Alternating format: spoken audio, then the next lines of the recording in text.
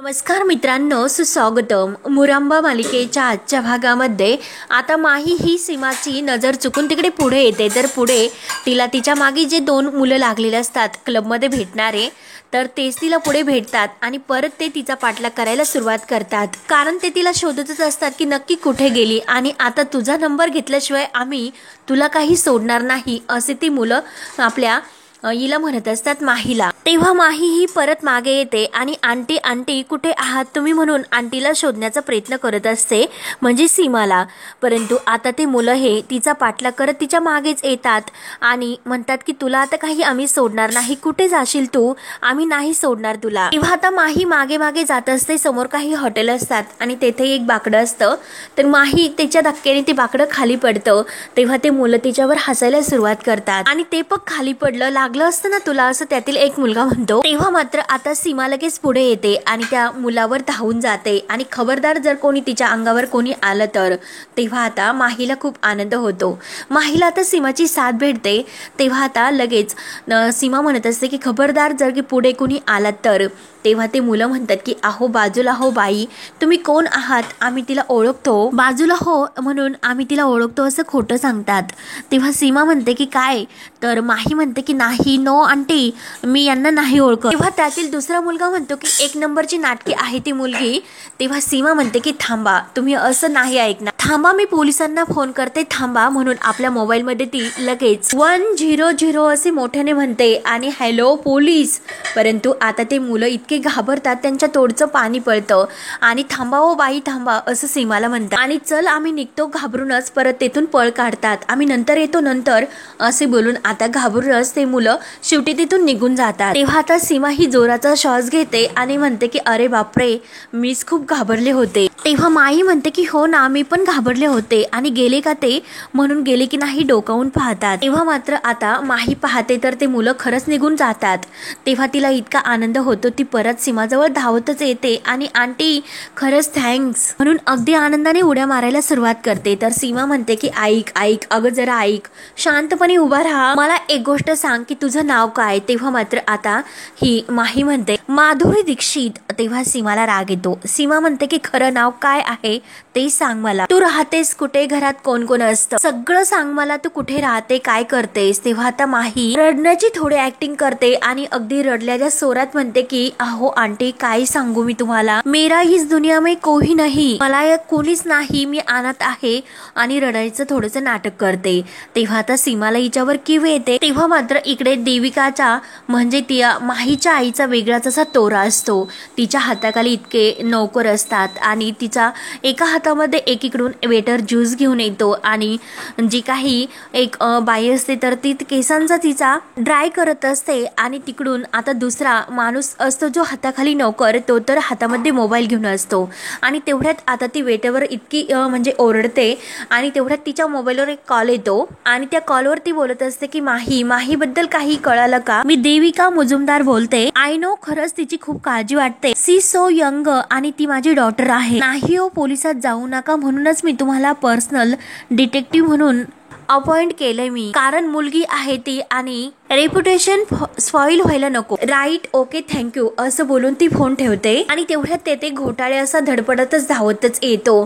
तेव्हा लगेच ही देविका म्हणते की अरे घोटाळे, माही कुठे. घोटाळे घाबरतच म्हणतो की माही माहिती नाही, मॅडम शोध चालू आहे. तेव्हा मात्र देविका त्याच्यावर ओरडते, तुम्ही माझं काम करणार आहात का की तुमच्या आडनावाला जागणार आहात. तेव्हा घोटाळे म्हणतो की नाही मॅम, अहो माझं काम सुरू आहे.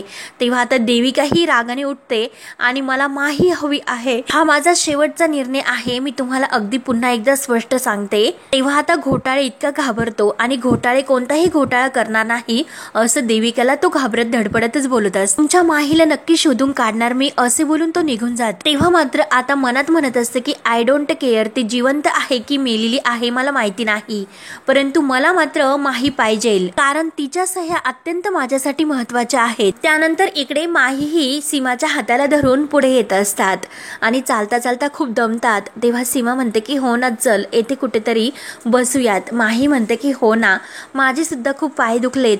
सीमा म्हणते की हो ना माझे सुद्धा खूप गुडघे दुखतात, चल आता बसूयात. म्हणून ते दोघी एका ठिकाणी बसतात.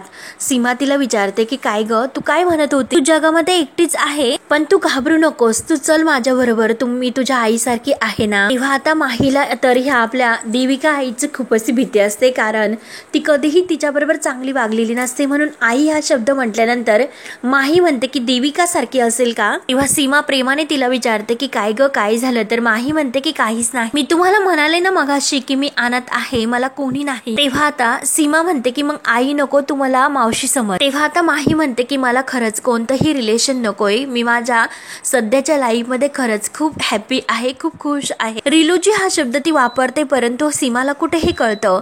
तर लगेच ती पुन्हा विचारते की काय हे काय असतं. तेव्हा आता लगेच माही म्हणते की हो मी आता सध्या आहे ना त्यातच खुश आहे. सीमा म्हणते की अगं इतकं घाबरून कशाला जातेस, इतकं मन मोकळं करून तू माझ्याशी बोलले, मग नाव सांग ना ग, काय फरक पडतो मला नाव सांगितल्याने. तेव्हा आता माही लगेच उठते आणि मी का तुम्हाला नाव सांगू, खरंच तू माझी माहिती काढायचा प्रयत्न करू नकोस, मी नाही सांगणार तुला नाव. आणि तुला काय करायचं माझं नाव माहिती करू, जर तुम्ही मला किडनॅप वगैरे केले तर मी काय करू. त्यावर आता सीमा म्हणते की काय ग अगं मी कशाला तुला किडनॅप करू, इथे मला चालता येत नाही, धावता येत नाही, कशाला तुला किडनॅप करू, चल मी तुला नाही किडनॅप करणार. पण अगं एक तुला सांगते की या जगात तुझ्यासारख्या मुलींनी राहणं धोक्याचं आहे, म्हणून म्हणते की चल बाई तू माझ्या बरोबर. आणि तेव्हा आता माहीच्या डोक्यामध्ये एक विचार आलेला असतो, तिच्या देविका म्हणजे तिच्या मॉमने तिचे सर्व काही कार्ड्स ब्लॉक करून ठेवलेले असतात, म्हणजे आता तिच्याकडे कोणताही पैसा नसतो, यू हॅव नो मनी. आणि ते माणसं सुद्धा आता हिच्या पाठीमागे लागलेले आहेत. मग आता ह्या सिच्युएशन मध्ये तू काय करायला हवं याचा आता माही विचार करत असते. आणि ही बाई तर मला खरंच थोड्या वेळासाठी भयंकर वाटली परंतु आता तर क्यूट पण दिसते,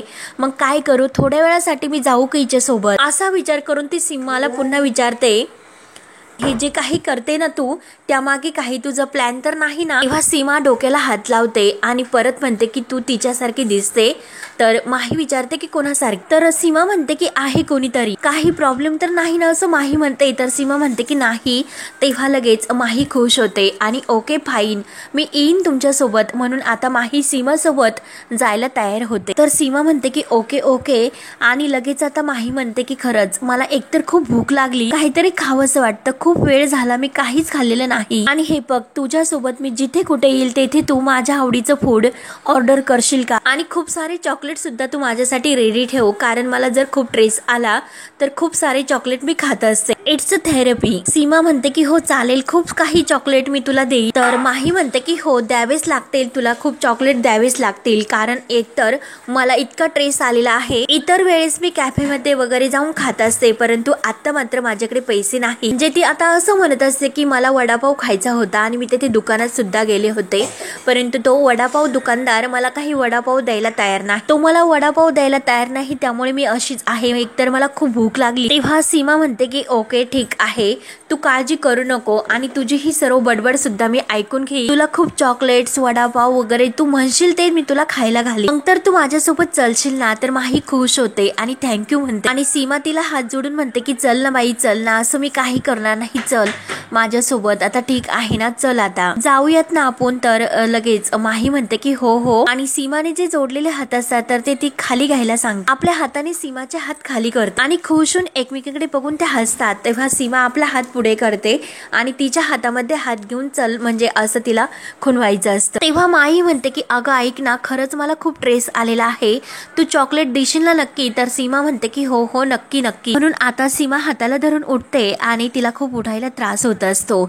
उठल्यानंतर ती आता रिक्षाला आवाज देते आणि रिक्षामध्ये बसून तिला आपल्या मुकादमांच्या घरी घेऊन येते. तर आता इकडे जेव्हा शशिकांतला त्या मधुमती आजीने हे सर्व सांगितलेलं असतं की रमा आपल्याला सोडून गेली, रमा नाही येते, तेव्हा मात्र आता शशिकांत मात्र हा पार्वती आजीच्या रूम मध्ये खूप रडत असतो. रमाकांत काकांच्या गळ्यात पडून की कसं हे झालं रे, अरे आपली रमा आपल्याला सोडून का गेली, हे किती धक्कादायक आहे, मला नाही सहन होत. तर आजी म्हणत असते की हो ना, अरे शशिकांत आमच्यासाठी सुद्धा हे सर्व धक्कादायकच होतं, आम्हाला सुद्धा हे सर्व नाही सहन झालं. तेव्हा शशिकांत रडत म्हणतो की आई पण अगं मला कोणीच काही कसं सांगितलं नाही. तेव्हा आता आजी म्हणते की अरे कोण सांगणार आणि कसं सांग, ती मधुमती बसली होती आपल्या तोंडावर येऊन आणि तिच्या पापाची शिक्षा आपल्या बिचाऱ्या रमाला भोगावी लागली।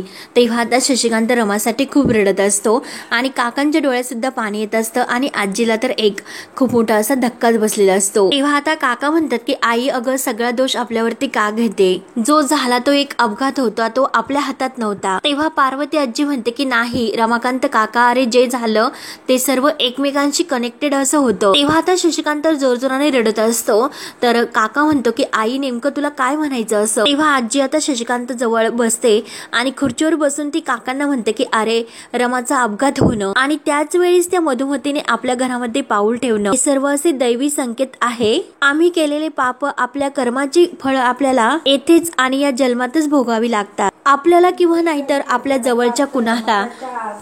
शशिकांत रडतच म्हणतो की आई तू खरंच खरं बोलते, अगं आता कुठे मी रमाला माझी सून म्हणून स्वीकारायला तयार झालो होतो, आज हे जे काही माझं बदललेलं रूप दिसतं ना ते फक्त आणि फक्त रमामुळं, तिचे आभार मानायचे सुद्धा राहूनच गेले। मग ना दैव सुद्धा कसा खेळ खेळतो ग आई, म्हणून शशिकांत खूप रडत असतो। त्या रेवाला आपण या घरची सून म्हणून करून घेण्यासाठी रमाला किती त्रास दिला, तिचा जाच केला, परंतु आपली रमा फक्त आपली काळजी करत होती आणि ती रेवा तिला तर आपण आपलं मानलं होतं, परंतु ती तर आपल्याला संपवायला निघाली, आपल्यालाच अडकवायला निघाली। म्हणून शशिकांतला खूप असा पश्चाताप होत असतो। चूक झाली आई, सगळी चूक झाली म्हणून शशिकांतला आता इतकं रडायला येत असतं। जे नुकसान झालं ना आपलं आई ते कधी न भरून निघणारं असं आपलं नुकसान झालं। तेव्हा पार्वती आजी म्हणते की हो ना शशिकांत, तू अगदी बरोबर बोलतोय, पण ती चूक सुधारण्याची संधी सुद्धा आता आपल्याकडे नाही, कारण रमा कधीही आपल्या घरात परत नाही येणार।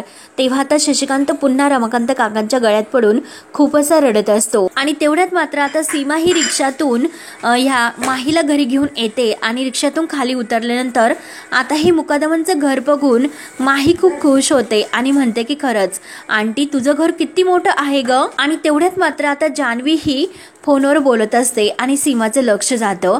तेव्हा आता सीमा म्हणते की अरे देवा, जर जानूने बघितलं या मुलीला तर अगदी असंख्य प्रश्न विचारेल। तेव्हा तर माही ही खाली उतरते तर आणि सीमाला म्हणते की आंटी 2च मिनिट मी स्मोक करू का। तेव्हा आता सीमा म्हणते की नाही स्मोक नाही, मी तुला तिकडे नेते, तिकडे करूयात। तर माही म्हणते की आंटी आपण आता आत जातोय ना, तर सीमा म्हणते की नाही आत्ता नाही, परत ती रिक्षामध्ये तिला बसवते। जानवी आता हे बघतच असते की नक्की सीमा काकूचं काय चाललं म्हणून। तेव्हा आता सीमा पुन्हा माहीला रिक्षात बसवते आणि तिला तिकडून घेऊन जाते, आपल्या पदराने तिचा चेहरा झाकून घेते। तेव्हा आता जानवी विचार करते की आई असं का करतील, त्या आता आल्याच आणि लगेच गेल्या, काय नक्की काय चालू आहे त्यांचं आणि त्यांच्याबरोबर ते कोण होतं। तेव्हा मात्र आता जानवी लगेच आतमध्ये जाते। त्यानंतर मात्र आता सीमा ही माहीला घेऊन इकडे नैनाच्या रूमकडे येते आणि नैनाचा दरवाजा वाजवते। तेव्हा बेल वाजल्यानंतर नैना ही दरवाजा उघडते। तेव्हा दरवाजा उघडल्यानंतर सीमा म्हणते की नैना, तर नैना लगेच सीमाला मिठी मारते, खूप रडत असते आणि काकू मला रमाबद्दल सर्व काही कळलं, खूप वाईट झालं ओ, बिचारी इतकी चांगली मुलगी, कायम सगळ्यांसाठी काहीतरी ती करत राहायची आणि बिचारीलाच देवाने हे काय असे दिवस तिचे पाहायला मिळाले, म्हणजे तिचं असं ऐकायला मिळालं, ती आपल्याला सोडून गेली। तेव्हा आता नैना इतकी रडत असते आणि सीमा माहीला आते असे म्हणते तर दारात लगेच माही उभी असते आणि आता माहीला बघितल्यानंतर नैनाच्या तर पायाखालची जमीनच हालते, नैनाला खूप मोठा असा धक्का बसतो। तेव्हा नैना म्हणते की काकू आपली रमा ही। आता माही तिच्याकडे खुशून पाहत असते। त्यानंतर मात्र आता अक्षय हा आपल्या रमाचाच फोटो इकडे रूम मध्ये पाहत असतो। त्यानंतर आता पूर्णपणे त्याला रमाची आठवण येत असते आणि त्या फोटोकडे एकटक तो पाहत असतो। तर इकडे नैना आणि सीमा ह्या त्या माहीला घेऊन आतमध्ये येतात, तिला बसायला सांगतात। नैनाला इतका आनंद झालेला असतो आणि ती काकूंना म्हणते, सीमा म्हणते की अगं नाही ती आपली रमा नाही, माझा सुद्धा अगदी तोच गोंधळ झाला होता, आपली रमा नाही ती। तर नैना म्हणते की नाही काकू, मला 100% पूर्ण खात्री आहे ती आपली रमाच आहे, आपली रमा नाही ती। परंतु आता माही म्हणते की एक्सक्यूज मी, तुम्हाला रमा का म्हणते, मी तुमची रमा नाही, आय एम मानसी। तर आता सीमा म्हणते की मगाशी तर तू माधुरी दीक्षित होती आणि आता मानसी। तेव्हा नैना म्हणते की काय मानसी। सीमा म्हणते की चल नैना आतमध्ये, मी तुला सांगते, आणि नैनाला थोडी बाजूला नेते आणि म्हणते की अगं मगासपासून ती माझ्याशी सुद्धा खोटच बोलते, खरं काय आहे ते काही ती मला सांगत नाही, मगाशी काय म्हणते की माधुरी दीक्षित आणि आता काय म्हणते की मानसी। तेव्हा तरी सुद्धा नैनाचा विश्वास बसत नाही। नैना म्हणते की काकू मला पूर्णपणे खात्री आहे की ती आपली रमाच आहे आणि ती आपली रमाच आहे। असं सुद्धा असू शकतं की ॲक्सिडेंटमध्ये तिची मेमरी गेली असेल म्हणून ती असं वेड्यासारखं विसरळू वागत असेल। तेव्हा आता माही लगेच पुढे येते आणि सीमाला म्हणते की हॅलो, येथे येण्याच्या अगोदर मी तुम्हाला एक कंडिशन सांगितली होती, आठवते का तुम्हाला? मला भूक लागली केव्हापासून आणि तुम्ही ते विसरलात मला काहीतरी खायला द्यायला। तेव्हा सीमा म्हणते की हो ना नैना, अगं तिला मगाचपासून भूक लागलेली आहे, तुझ्याकडे खाण्यासाठी काहीतरी आहे का? दे ना प्लीज तिला। घावनाची चटणी आहे ना? तेव्हा अगं घावणं नारळाची चटणी आमच्या कोकणामध्ये करतात असं ती माहीला सांगत असते। तेव्हा माही म्हणते की मला कोकणातलं काही नको, मला माझं फेवरेट खायला हवं आहे। Favourite food? सीमा म्हणते की हो ना अगं फेवरेट फूड। नैना म्हणते की हो। तेव्हा आता नैना फोन लावून देते क्लासिक हॉटेलमध्ये आणि तिला तुझा जो आवडता मेनू आहे तो चॉईस करून मागवायला सांगते। तेव्हा मात्र आता माही तो फोन पाहते आणि हे तर 5 स्टार हॉटेल नाही, हा तर क्लासिक असं हॉटेल आहे, मग आता काय मागू? आणि परत म्हणते की हॅलो आणि तो फोन करते आणि म्हणते की आणि क्लासिक हॉटेल आणि पिस्ता वगैरे चिकन वगैरे काही पण मागायला सुरुवात करते। सीमा आणि नैना तर बघूनच असतात की नक्की ही काय बोलते, तिचं सर्व काही बोलण्याची भाषा वगैरे सर्व काही वेगळं असतं। तेव्हा नैना म्हणते की नाही काकू, ही तर आपली रमा नाही असू शकत, नाही आपली रमा। आणि नैना च्या हातामध्ये ती माही फोन देते आणि तिला येथील ऍड्रेस सांगायला सांगते। तेव्हा नैना म्हणते की हो लिहून घ्या आणि ते आपल्या रूमचा ऍड्रेस सांगते। त्यानंतर आता इकडे शशिकांत अक्षयच्या रूम मध्ये येऊन बसलेला असतो आणि खूप रडत असतो की काय होऊन बसलं अक्षय हे। तेव्हा मात्र बछड्या म्हणून खूप रडतो, तर अक्षय हा खूप रडत असतो। अक्षय म्हणतो की हे बघा, आपलं एक संकट म्हणजे जात नाही तर लगेच दुसरं संकट उभं राहतं, एक झाली की एक संकट आपल्या घरावर येतात। तेव्हा शशिकांत पुन्हा रडतो आणि रडतच हात जोडून म्हणतो की प्लीज बछड्या असं बोलू नकोस, आपली रमा आपल्याला सोडून गेली रे। तेव्हा अक्षय रागाने म्हणतो की कुठेही गेलेली नाही ती, आपली रमा जिवंत आहे, रमा येथेच आहे, आता फक्त ती माझ्यापासून लांब गेली, आतापासून ती कुठेतरी लपून बसली, ती कुठेही आपल्याला सोडून गेलेली नाही, ती येथे आपल्या सोबतच असेल, मी शोधून काढेन आपल्या रमाला, मी तिला कुठेही जाऊन देणार नाही। कारण अक्षयचा पूर्णपणे विश्वास असतो की माझी रमा कुठेही मला सोडून गेलेली नाही, मी नक्की ती मला परत भेटेल आणि आम्ही नक्की परत एकत्र येऊ, असे ठणकावून तो आता शशिकांतला सांगत असतो। आणि शशिकांत तर खूप रडत असतो। तेव्हा अक्षय रागाने पुन्हा खडकावून सांगतो की कुठेही माझी रमा गेलेली नाही, मी तिला शोधून काढणार म्हणजे काढणारच, आणि जर मी माझ्या रमाला शोधू शकलो नाही तर मी सुद्धा अगदी तसाच निघून जाईल, अशा ठिकाणी निघून जाईल की तेथे कोणी मला कधी सापडू सुद्धा शकणार नाही आणि परत मी कोणाला दिसणार सुद्धा नाही। तेव्हा आता अक्षयचा हा निर्णय ऐकून शशिकांतला मात्र आणखीनच धक्का बसतो आणि अक्षयची ती अवस्था बघून शशिकांतला खूप वाईट वाटत असतं। शशिकांत तोंडाला हात लावतो आणि अक्षय वारंवार म्हणत असतो की मी सुद्धा असा कुठेतरी लांब निघून जाईल जिथे मी कधीच कुणाला सापडणार नाही। तेव्हा अक्षयचा हा निर्णय ऐकून धक्का तर बसतोच आणि शशिकांत आता रमासाठी आणि अक्षयची झालेली अवस्था बघून खूप असा रडत असतो। शशिकांतला खूप वाईट वाटत असतं कारण अजून सुद्धा अक्षय शशिकांतचा रागराग करत असतो। तेव्हा तो आणखीनच रडायला सुरुवात करतो, तर पार्वती आजी त्याला समजायला येते आणि हा भाग येथे संपतो। पुढील भागामध्ये शशिकांत इतका रडत असतो, अक्षयच्या खांद्यावर हात ठेवून आणि आपलं डोकं ठेवून तो रडत असतो। पार्वती आजीही त्याला समजावत असते, परंतु शशिकांत म्हणत असतो की नाही आई, माझा मुलगा अजून सुद्धा मला बाप म्हणून म्हणजे स्वीकारत नाही, मला बाप म्हणून तो हाका मारत नाही, ही खरंच इतकी मोठी सल माझ्या तो म्हणजे मनाला खूप टोचते ग म्हणून शशिकांत खूप रडत असतो। तेव्हा मात्र आता पार्वती आजीला सुद्धा खूप वाईट वाटत असतं आणि त्यानंतर आता इतकं सर्व काही ऑर्डर केलेलं जे काही असतं तर माही इकडे नैनाच्या घरी अगदी पटापट खाऊन टाकत असते। तिला इतकी भूक लागलेली असते की कोणताही पदार्थ शिल्लक राहत नाही, एकामागून एक सर्व पदार्थ ती अगदी सहजपणे खाऊन टाकते। आणि त्यानंतर मात्र आता ही माहीला जी सवय असते सिगरेट ओढण्याची तर ती सिगरेट ओढत असते आणि तेवढ्यात तेथे नैना येते। नैना ही जोरात म्हणते की काय ग तू सिगरेट ओढते? अगं सिगरेट ओढणं ही चांगली गोष्ट नाही अगो। तेव्हा आता माही म्हणते की या सगळ्या गोष्टींची मला आता सवय झालेली आहे। तेव्हा आता नैनाला खूप वाईट वाटत असते की ही मुलगी काय करते आणि आता या माहीचं जे काही प्रत्येक वागणं असतं ते पूर्णपणे आपल्या रमापेक्षा वेगळं असतं, म्हणून नैनाला आता पूर्णपणे खात्री होते की ही आपली रमा नाही म्हणून। त्यानंतर इकडे अक्षय आता खूप रडत असतो, अक्षयला रमाची सारखी आठवण येत असते, खूप रडत असतो आणि उठून तो बेडवरून खाली बसतो आणि तेथे मात्र आता जी धुनी चालू असते त्या दिव्यामध्ये आणि त्या धुनीचा वास आता सर्व काही अक्षयच्या नाकामध्ये जात असतो आणि अक्षयला आता त्याचा खूप त्रास होणार असतो तेव्हा आता अक्षय तर रडत असतो आणि एकतर त्या धुराच्या त्रासामुळे त्याला आणखीन इतका झालेला त्रास मरून अक्षयची अवस्था आणखीनच बिकट होणार असते। तेव्हा आता पुढे काय काय होत राहणार हे पाहण्यासाठी आपल्या चॅनलला नक्की सबस्क्राईब करत राहा। धन्यवाद।